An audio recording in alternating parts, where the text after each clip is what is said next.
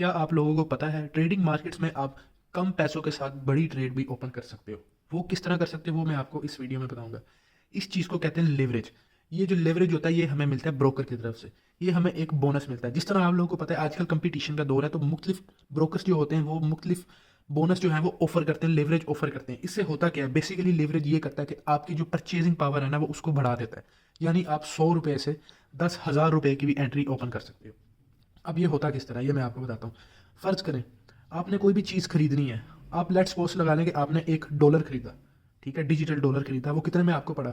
वो आपको पड़ा 290 रुपये में।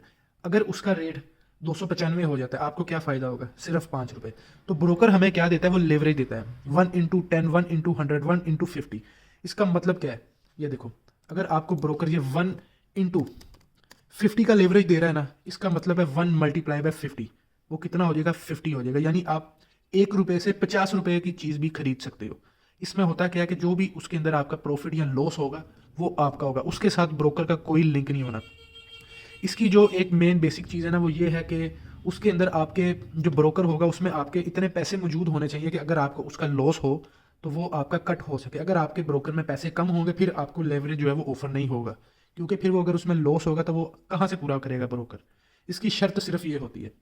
अब इसका फ़ायदा क्या होता है?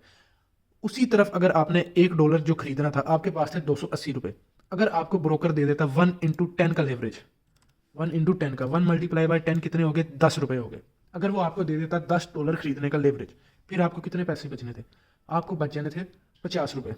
ऐसे ही है, क्योंकि आपको 5 रुपये फी डॉलर बचे, आपने $10 खरीदे थे, आपको कितने बच गए? आपको बच गए 50 रुपये।